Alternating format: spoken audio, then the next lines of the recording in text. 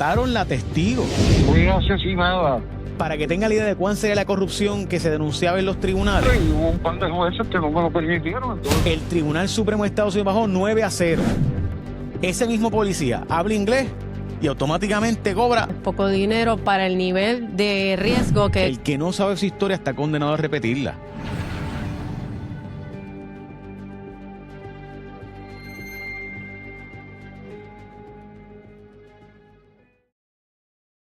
Quieren prohibir la transmisión de las vistas preliminares y eso evidentemente demuestra que no recordamos por qué las vistas preliminares se hicieron públicas, porque antes eran cerradas y un periodista trataba de entrar y no lo dejaban. Y no lo dejaban entrar y era secreto y se había denuncias de cuánta corrupción había y el periódico y el periodista tuvieron que ir al Tribunal Supremo de Estados Unidos. Y el Tribunal Supremo de Estados Unidos le falló en contra al Tribunal Supremo de Puerto Rico y desde allá 9-0 regañaron al Tribunal de Puerto Rico y tuvieron que abrir las vistas para que fueran públicas. Así de serio es este asunto del que vamos a hablar hoy y de lo que están tratando de prohibir el que se transmitan las vistas para recordar la historia. Jennifer Álvarez Jaimes, como ustedes saben, es la persona que está con nosotros y ella consiguió esta entrevista. Jennifer. Durante la semana pasada y esta ha habido conversaciones relacionadas a la importancia de transmitir las vistas preliminares, los procesos judiciales, para que todo el mundo pueda tener la oportunidad de ver cómo los jueces dirigen salas y demás. Y posiblemente han leído muchísimas historias de Miguel Rivera Puig, que es un experimentado periodista del Vocero, ha estado cubriendo durante muchísimo tiempo lo que es los procesos judiciales y las noticias de ley y orden. Y pues lo tenemos hoy para hablar un poquito acerca de cómo es que surgió, ¿verdad?, esa necesidad y ese interés de transmitir lo que y hacer públicas las vistas preliminares en los procesos judiciales. Saludos, Miguel, gracias por estar con nosotros y gracias por sacar de tu tiempo. saludos a ustedes. Aquí yo me pongo a oír todo este lío de las vistas preliminares. Y esto tiene un trasfondo interesante porque todo esto comienza ya la inquietud de impugnarlas, que fueran a puerta cerrada y todo este misterio en los procesos. Viene a comenzar a finales de la década de los 70. Para allá, para el 79, fue asesinada la testigo que conocían como Jessica, que era la testigo del caso de Tito Camaro. Ese caso, pues, es interesante. Tito Camaro, pues el Supremo acabó confirmándole la sentencia que le había dictado el juez Apellané. Jessica y no llegó a declarar en el juicio porque la mataron antes del juicio, pero declaró en la vista preliminar y entre otras cosas en la sentencia, de lo que me acuerdo del Supremo, estaba de que Tito Camaro pues, pudo ejercer su derecho a contrainterrogar los testigos. Así las cosas, pues, esa muerte de Jessica pues, tuvo muchas vertientes, ¿no? Acusaron policía, a Meterio Ortiz, que era el jefe de homicidio. Estoy hablando de mis recuerdos. Después el caso llegó a la federal, donde acusaron a varias personas, entre ellos a Tito Camaro, pero al abogado Raymond Catala, que era un líder republicano, que era el abogado de Tito Camaro, y que fue convicto en la federal, porque él sería la persona, según la prueba, que le pagó a los agentes para que sacaran a Jessica del cuartel donde la tenían, entre comillas, bajo protección y la asesinaran. Ese fue un caso bien, pero bien interesante, porque en ese caso, contra Tito Camaro y contra Catala, en el foro federal tenía dos jurados. Un jurado para que lo encontraran culpable y otro jurado en caso de que decidieran, para que decidieran por la pena de muerte. Oye, cuando todas estas cosas pasan, pues hay otro montón de casos importantes corriendo. Antes no había internet, no había tanto programa de radio, de televisión, y básicamente pues la gente pues se informaba por los periódicos, ¿no? Hace 80 siguen pasando VT y vistas preliminares a puertas cerradas sin récord, que nadie sabe lo que está pasando allí. Y ante eso, pues, te lleva un caso, se pide una sentencia declaratoria aquí en el Tribunal de San Juan, se le niega y se va al Supremo de aquí, bajo la corte de Miriam Naveira, y el Supremo dice que no, que tiene que seguir siendo privada, pero no se puede permitir el acceso a la prensa, y sigue todo igual. En aquella época, ya para el 91, 92, pues entonces Rosero decide apelar esa sentencia y el Tribunal Supremo de Estados Unidos la acoge, la apelación, y falla unánimemente a favor del periódico, y de ahí en adelante entonces que empiezan a hacerse las vistas públicas, las vistas preliminares que abren al público.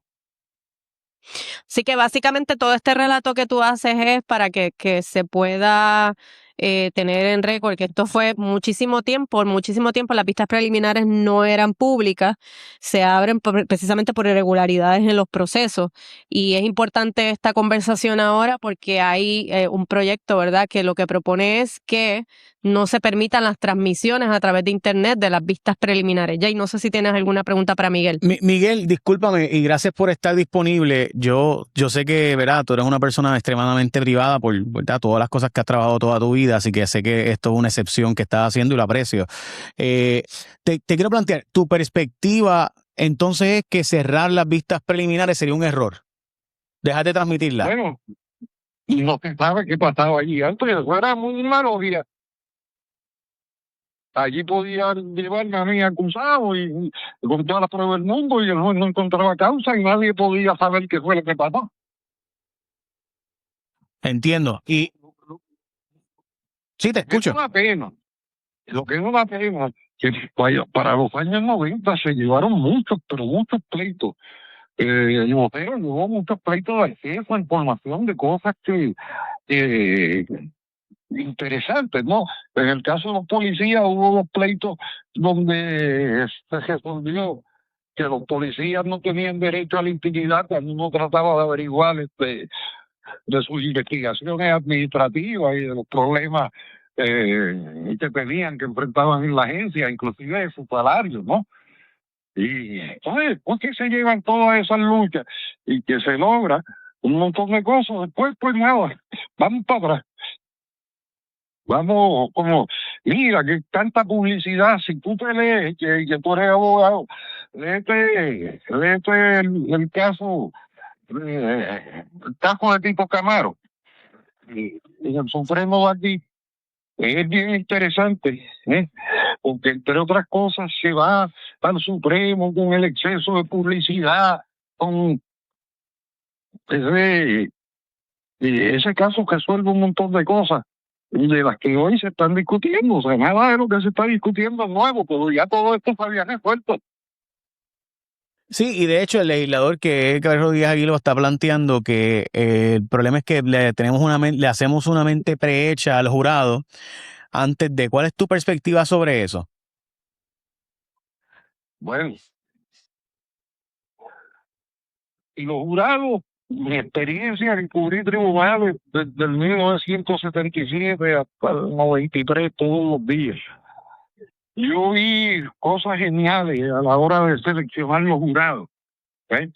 A distinto a la federal, donde los jurados no se le indaga mucho, pero en el estatal, yo escogían gente que en verdad tenían su mente lista para captar y tomar su decisión independientemente de lo que se publicara con la prueba que se presentaba. Y hubo casos pues que a veces comprendían a uno y respondían y en otros no, pero no creo que fuera porque eso que se publicara, porque para eso el jurado está allí, y los jurados normalmente, en mi experiencia, es que era gente que estaba bien atenta a lo que pasaba allí, y cuando llegaba la hora de deliberar, pedían las pruebas, pedían oír de nuevo las grabaciones, y volvían y se pasaban. Miguel, para los que para los que no conocemos este caso de Tito Camaro que tú mencionas, ¿cuáles eran los hechos de ese caso y por qué es que es importante que tras estas peticiones se hicieran públicas las vistas preliminares? El caso de Tito Camaro ocurre mucho antes de que nosotros fuéramos al tribunal. Pero esa era como la guía por donde montarnos, porque esta muchacha, Jessica, Tito Camaro mata a un individuo y hay un testigo. Y el día antes de la vista, matan al testigo. Bueno, le desestiman los cargos. Después aparece esta muchacha, que fue testigo, le toman declaración jurada, y esa muchacha llega a la vista preliminar. Pero la matan antes del juicio. Y ahí, pues, lo he apellido, bueno, el que vio el caso, entendió, y así lo sostuvo el Supremo, que ya Tito Camaro había ejercido su derecho a contrainterrogar al testigo porque a ella la habían contrainterrogado en la vista preliminar. O sea, que una vista preliminar, según esa decisión, pues tiene el mismo valor que un juicio, porque lo que ella declaró allí, que le hicieron no sé cuántas cientos y pico de preguntas, para ellos fue suficiente para decidir que este señor había votado su derecho a contrainterrogar al testigo. Si ella no hubiese matado antes de la vista preliminar, pues no hubiese caso. Sí, Miguel, yo sé, este es un caso donde básicamente la policía misma traiciona a esta muchacha, ¿no? Esto está en el libro de Alejo Maldonado, si no me equivoco. Y ahí la policía, volviendo a hablar tanto de Alejo, yo conocí a Alejo en el 77 y a toda esta gente, y allí había unas gangas, pero yo siempre digo que los casos que hizo Alejo y por los que fue convicto no había policía, porque él tenía a su gente fuera de la policía, porque Alejo no confiaba en la gente que tenía ahí al lado. Aquí la prueba que defina, sobre todo en el Tribunal Federal, es que este abogado, Raymond Cápara, que es una figura importante en la política, era el abogado de Tito Camaro, y que él es quien le da el dinero a Emeterio, que era un comandante de Sierra Ortiz, que era el jefe de la división de homicidio. Era un hombre bien campechano, era agrónomo, era.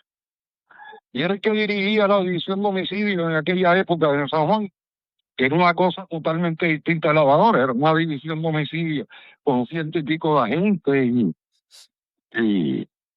o sea, que aquí, pues, por eso es que salen convictos en la federal otros agentes que eran unos gemelos, Ernesto Gilanzola, Emeterio Ortiz, que era comandante, y Raymond Cátaras, y Tito Camaro. Pero ahí en lo general, pues claro, el juicio fue abierto, el chichichija, pero el espíritu que nos mueve a nosotros, ¿ves?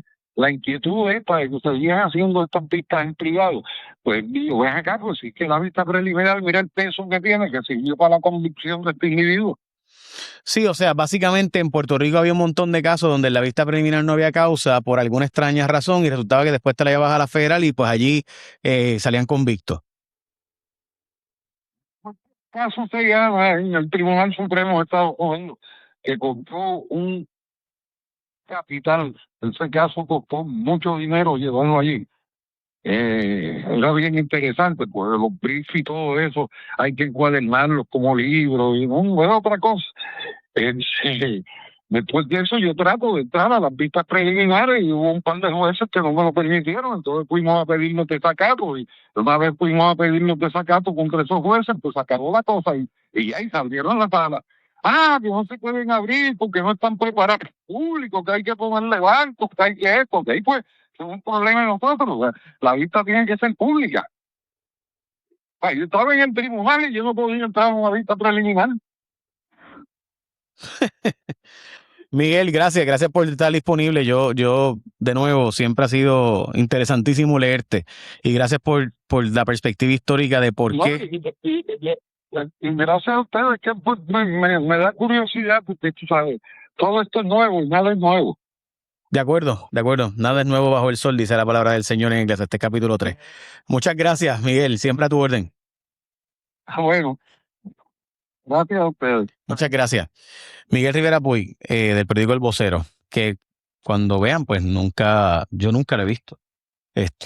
Yo sí, porque fui Pues, su editora imagínate, pues, tú tienes y que- una persona con mucho bagaje histórico, y ayer nos escuchó en radio y me llamó y me dijo, mira, Jennifer, quisiera aportarle a la audiencia de WKQ cómo fue el origen de todo esto, porque él estuvo allí, él fue parte de ese proceso en donde el periódico El Vocero llegó hasta el Supremo de Estados de Unidos. Estados Unidos, gastó muchísimo dinero para que se hicieran esas vistas preliminares públicas, precisamente para evitar que las autoridades pues pudiesen manejar, ¿verdad?, casos y que hubiese irregularidades en esos procesos.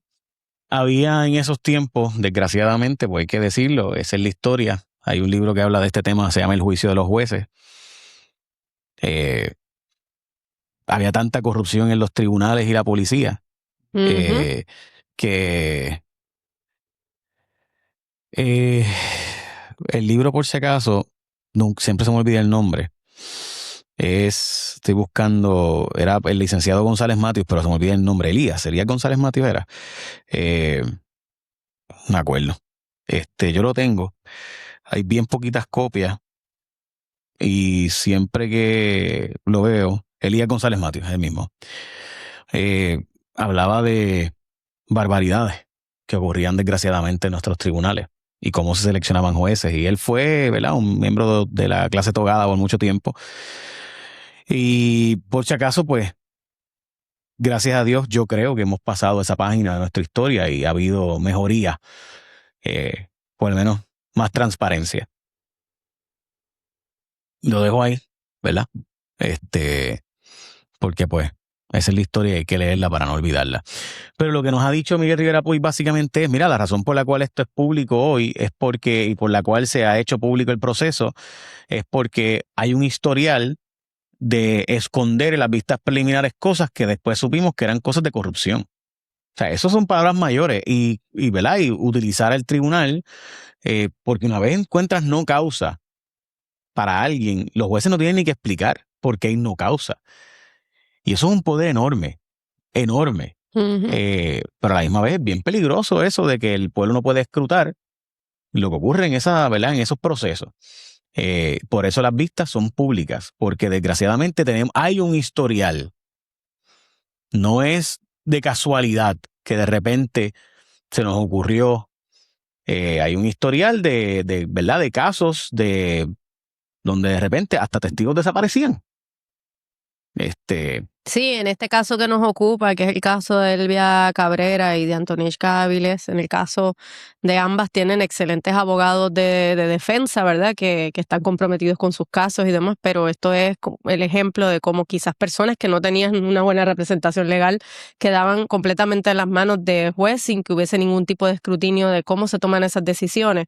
Y cuando vienes a sopesar si vale la pena transmitir esto versus las alegaciones de que hay publicidad excesiva, pues lo cierto es que como quiera, un crimen, ¿verdad?, como el que ocurrió lamentablemente con la jovencita Gabriela Nicole Prats, iba a conmocionar a toda la comunidad de Bonito. Por igual estamos hablando de una niña de 16 años que recibió 11 puñaladas, aunque esto no hubiese sido transmitido por internet, yo creo que como quiera, la gente de la comunidad de Bonito y de los pueblos limítrofes, que es donde se selecciona ese jurado, iban a estar enterados porque tú fuiste allí el otro día y me imagino que escuchaste, y Bárbara Figueroa Rosa, que ha ido todos los días allá y que prácticamente se mudó para Bonito, escucharía 1000 versiones de lo que fueron esos hechos de ese 11 de agosto en la madrugada. Así que bien complicado en una isla decir que alguien no va a saber algo de ese caso.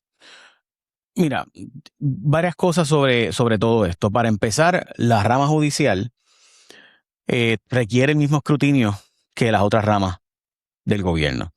Los fondos provienen del mismo lugar y, ¿verdad?, obviamente dentro de los espacios de casos, por ejemplo, de divorcio y esas cosas, que eso para mí son una situación entre ellos.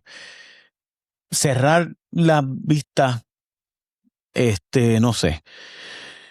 Pero si el Honorable Tribunal Supremo quiere evitar la, ¿verdad?, divulgación excesiva o lo que sea, pues lo que tiene que hacer es que los tribunales cumplan con el estándar de prueba de que la vista preliminar no es un mini juicio.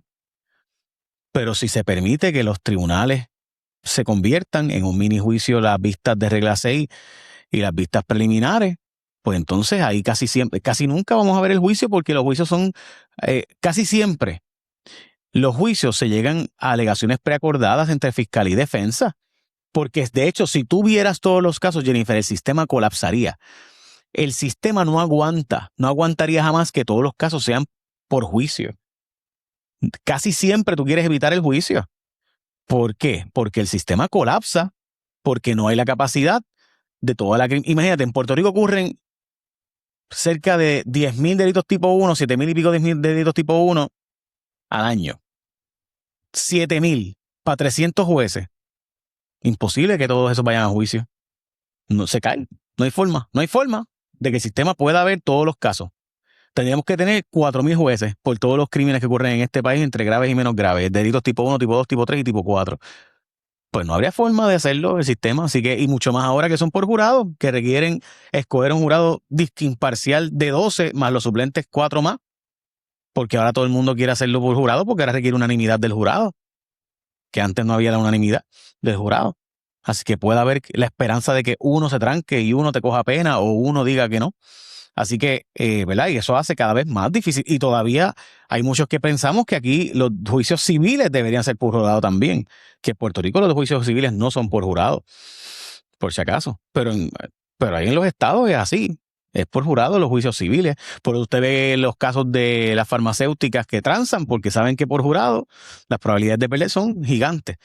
Porque la gente pues le coge pena a la persona que tuvo un daño físico o emocional, le dio cáncer por el producto. Pues entonces la gente le da pena y vienen entonces y pierden la demanda. Por eso se transan casi todos los casos.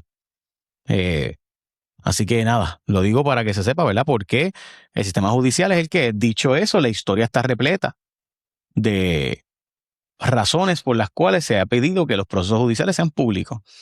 Porque desgraciadamente cuando ha habido privacidad, pues no necesariamente... Se abusa. No, Sí.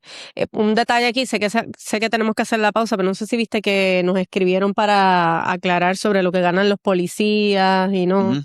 que ayer estábamos hablando de que no es incentivo ni es atractivo para una persona ser parte de la policía si lo que gana son $3,612, mientras que en una tienda de retail, en una tienda Ujú. por departamentos puedes ganar quizás lo mismo.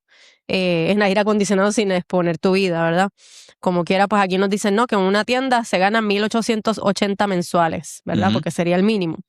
Pero como quiera, $3,612 para un policía que viaja desde el centro Bueno, de la isla. $1,800 es el mínimo federal. Digo, el Exacto. mínimo estatal, porque el mínimo federal son 1,160. Exacto. Pero por si acaso, en muchas tiendas no pagan eso porque no consiguen empleados. Claro. Por si acaso, es la persona que nos está escribiendo, yo sé, o sea, sí, hay gente que está al mínimo federal o mínimo estatal, pero hay un montón de tiendas que han tenido que subir el sueldo a 13 y 14 pesos la hora porque no consiguen Para poder empleados. ser competitivos, claro. Exacto. Pero como quiera, el planteamiento que hablábamos Jay y yo ayer era que $3,600 para un policía es poco dinero para el nivel de riesgo que implica ese trabajo. Eso era lo que queríamos enfatizar.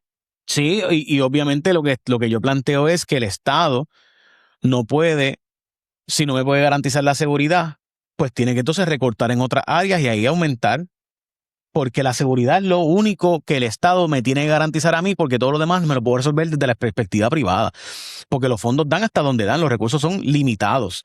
Pero si el Estado no puede darme seguridad, pues no me puede dar nada más. O sea, tú tienes, la obligación del gobierno es darme seguridad. No es darme nada más, ni educación, ni salud, todo eso son aspiraciones. Aspiramos a poder darte un buen sistema de salud, aspiramos a poder darte un buen sistema de educación.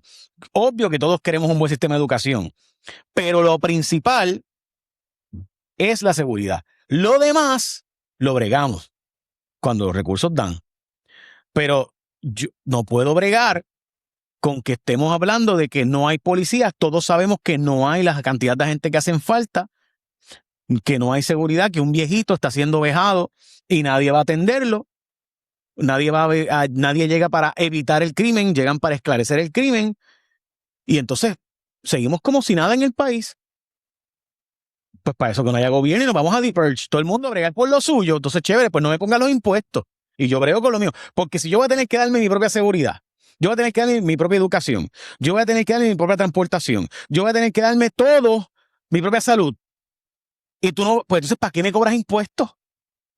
¿Para qué yo pago el IVU? ¿Para qué yo pago 33% de nuestro... ¿Para qué yo pago el cheque? La mitad de mi cheque se va en eso, porque entre Sí. impuestos directos e indirectos se van. O sea, si yo tengo que darme mi propio sistema energético, yo tengo que darme mi propio sistema de agua, yo tengo que capturar agua de la lluvia para que no haya un racionamiento en mi caso. Pues, ¿qué alternativa me queda? Pues no me queda de otra. La única alternativa real es que el gobierno entonces deja de cobrarnos impuestos o hay para seguridad o no hay para nada.